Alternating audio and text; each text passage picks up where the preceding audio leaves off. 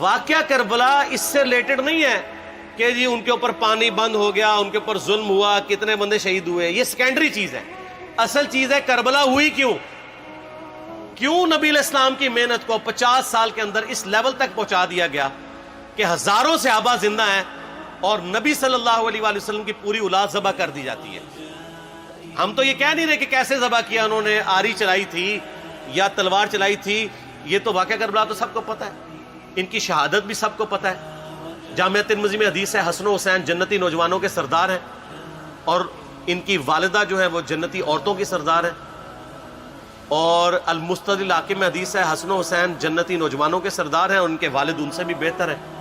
تو یہ تو ڈیفینٹ حدیثیں ہیں، یہ تاریخ تو نہیں ہے، نبی علیہ السلام کے فرامین ہیں. تو ان کی موجودگی میں ان کے ساتھ یہ کچھ کیا جائے تو ہم نٹی گریٹیز میں نہیں پڑھتے، ہم اس تھیم کے اوپر کہ یہ کون سی چیز تھی جس نے خلافت راشدہ کو ملوکیت میں بدل دیا، ہم اس تھیم کے اوپر بات کرتے ہیں. ہم کہتے ہیں چھوڑ دیں، بندے ہندے چھوڑیں. الٹیمیٹلی کیا نکلا ہے، کس کی وجہ سے ہوا ہے، وہ تو احادیث کی کتابوں میں موجود ہے. ہم کب کہہ رہے ہیں خفیہ کیمرے لگا گئے جی کس نے گولی پہلا تیر کس نے چلایا، یہ وہ ہم تو بتا رہے کس کے دور حکومت میں ہوا اور ان کا اپنا کردار کیا تھا، اس کو کس طریقے سے لا کے تخت پہ بٹھایا گیا. وہ ساری کی ساری چیزیں تو سامنے ہیں، وہ تاریخ کی کتابیں نہیں ہیں، حدیث کی کتابیں ہیں. اگر آپ کہتے ہیں کہ بخاری مسلم سے ہم نے صرف رفع الیدین کی حدیثیں لینی ہیں یا ایمانیات کی حدیثیں لینی ہیں اور باقی جو بخاری اور مسلم میں آل امیہ کی بدماشیوں کو ننگا کیا گیا ہے وہ ہم نے نہیں لینی ہے، تو سر پھر آپ اپنے آپ کو کلیئر کٹ، پھر ہم آپ سے واقعہ کربلا نہیں ڈسکس کریں گے، حجیت حدیث میں بات کریں گے. آپ کو اپنے آپ کو منکرین حدیث کہنا پڑے گا. یہ آپ اسکروٹنگ کیسے کریں گے؟ اس سے بڑی بات مجھے یہ بتائیں کہ عظمت صحابہ بڑی چیز ہے یا عظمت محمد رسول اللہ صلی اللہ علیہ وآلہ وسلم؟ تو بریلوی یہی تو رونا رو رہے ہیں، وہ کہہ رہے ہیں جی قرآن میں تھوڑی آیات ہیں. آپ پھر مڑ مڑ کے پڑھتے ہیں قل انما انا بشر مثلکم، اس میں تو نبی علیہ السلام کی تنقیص ہو رہی ہے. تو ہم ان کو کیا کہتے ہیں کہ تنقیص مقصد نہیں، نعوذ باللہ، نہ ہو رہی ہے. آپ افضل البشر ہیں لیکن آپ کی سپیشیز بشر ہے، یہ ہم اپنا عقیدہ سمجھتے ہیں، وہ اس کو تنقیص شمار کرتے ہیں. تو پھر اس وقت آپ بھی بریلویوں کی بات مان کے تو یہ آیات پڑھنا چھوڑ دیا کریں. آپ کہتے ہیں نہیں آیات ہے کیوں نہ بیان کریں، تو ہم بھی کہتے ہیں احادیث ہے کیوں نہ بیان کریں. کہ صحیح بخاری میں حدیث ہے 2812 عمار کو ایک باغی جماعت قتل کرے گی، وہ جماعت دوزخ کی طرف بلا رہی ہوگی اور عمار ان کو اللہ اور جنت کی طرف بلا رہا ہوگا. اب اس کے نرغے میں جو آتا ہے وہ آئے، میں اپنے نبی سے ٹکر لے لوں آپ لوگوں کے منہ کا خیال رکھتے ہوئے کہ میں نبی علیہ السلام کو کہوں کہ آپ نے کیوں ایسی بات کر دی کہ مولا علی کے مخالفین کو آپ نے دوزخ کی طرف بلانے والی جماعت کہہ دیا. تو لیں آپ ٹکر، جائیں سیدھا دوزخ میں.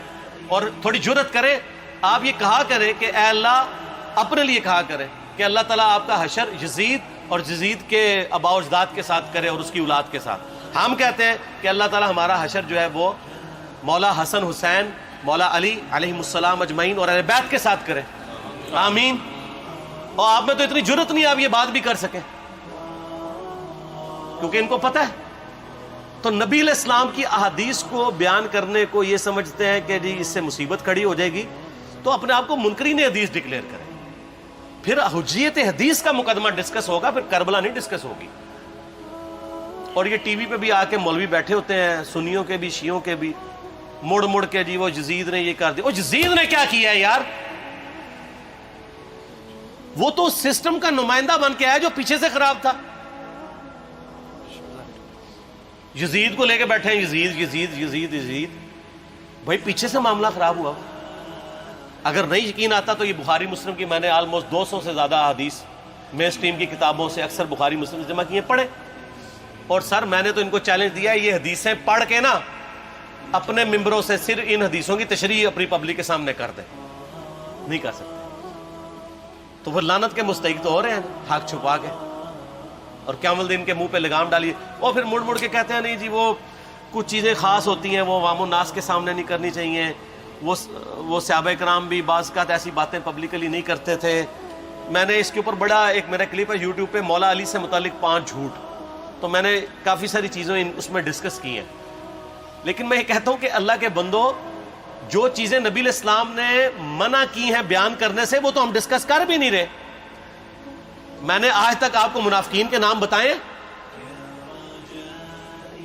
آپ نے حذیفہ ابن یمان کو بتایا تھے نا آپ صلی اللہ علیہ وآلہ وسلم نے, صحیح بخاری میں آتا ہے.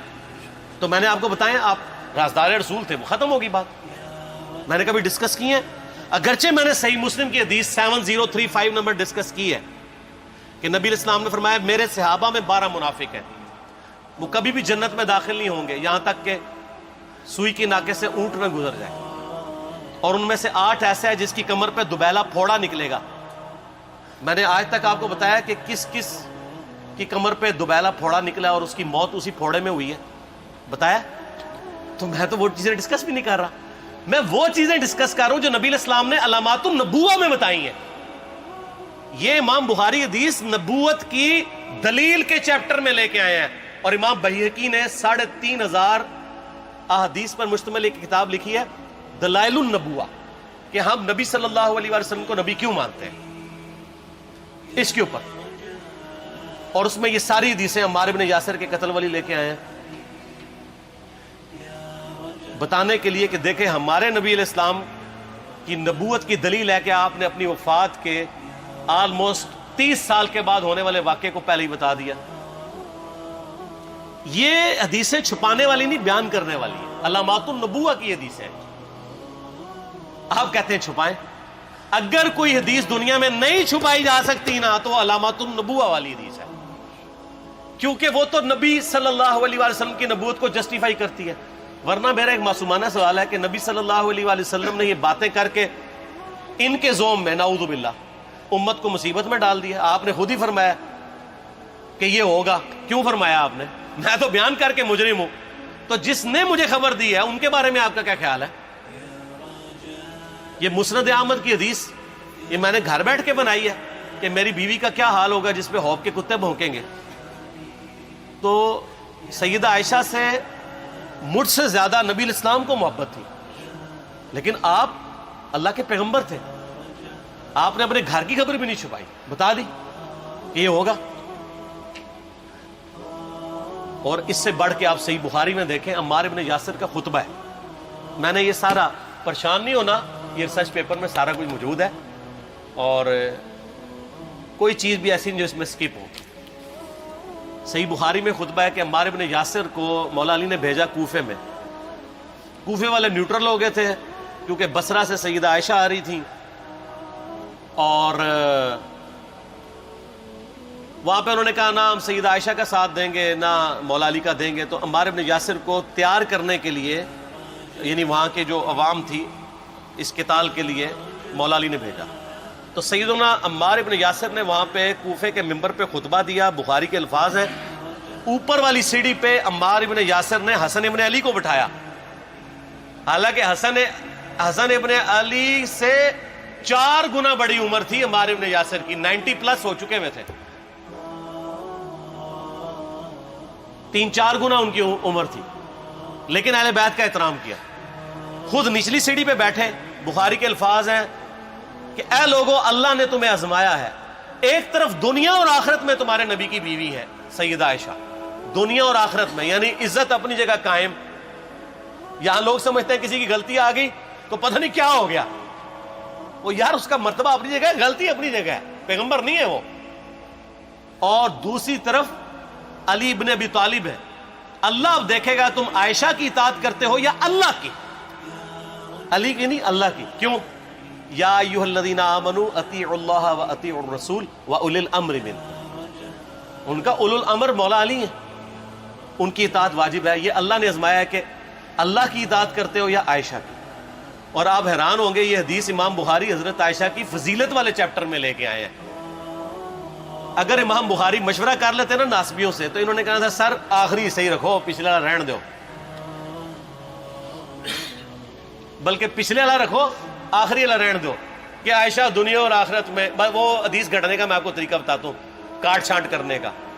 وہ آدھی حدیثیں لکھتے ہیں نا, آدھی حدیث ایسے لکھتے ہیں امام بخاری کہ سیدہ عمار ابن یاسر نے خطبے کے دوران فرمایا کہ سیدہ عائشہ دنیا اور آخرت میں تمہارے نبی کی بیوی ہے, بس.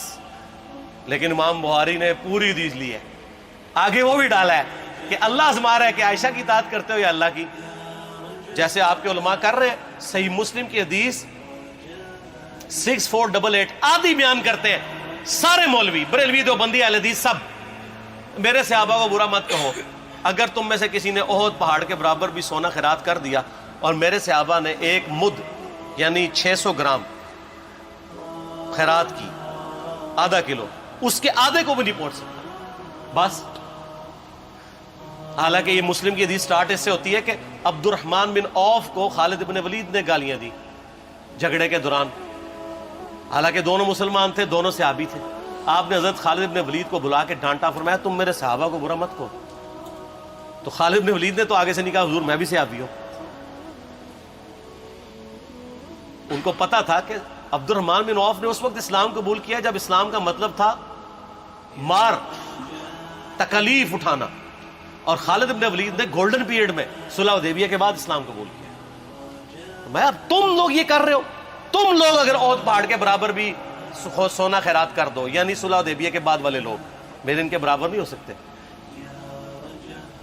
اور جو فتح مکہ پہ معافی مانگ کے مسلمان ہوئے ہیں طلقاء، مؤلفۃ القلوب آل امیہ، ان کا تو لیول ہی کچھ نہیں ہے۔ یہاں تو خالد بن ولید کے بارے میں یہ بات کی جا رہی ہے، اور پھر وہ مؤلفۃ القلوب اپنے زمانے میں ممبروں پہ سب و شتم کروائیں سیدنا علی پر، تو سب سے پہلے تو ان کو کہنا چاہیے جن کے بارے میں حدیث تھی کہ تم صحابہ کو گالی مت دینا۔ ہم نے تو خیر کبھی دی بھی نہیں ہے۔ اور میں یہ آخری جملہ ان کو ایسا بولتا ہوں کہ جو ان کے دماغ تک ڈرل کر جائے گا، کہ آل امیہ نے جو کچھ اپنے دور کے اندر سیدنا علی کی گستاخیاں کی ہیں نا، ہم نے تو ویسی کوئی ایک گستاخی بھی آل امیہ کے بارے میں نہیں کی ہے۔ میں نے آج تک آل امیہ کے اوپر بائی نیم کسی کے اوپر لعنت کی ہے؟ حالانکہ یہ مولا علی پہ کرتے رہے، یہ ہے لعنتی خود ہو گئے نا، جب مولا علی پہ لعنت کی تو لوٹ آئی۔ مسند ابی یعلا میں صحیح سند کے ساتھ حدیث موجود ہے، مسند احمد میں بھی موجود ہے کہ سیدنا علی کو جس نے گالی دی اس نے رسول اللہ کو گالی دی صلی اللہ علیہ وسلم۔ جب ام سلمہ نے کہا تھا، شیخ زبیر صاحب نے اس کو تحکیم میں صحیح لکھا ہوا ہے فوٹ نوٹ کے اوپر، کہ لوگوں تمہارے ممبروں پر رسول اللہ کو گالیاں دی جاتی ہیں، تو انہوں نے کہا معاذ اللہ، ہم کب کہیں گے، ایسا نہیں ہو سکتا۔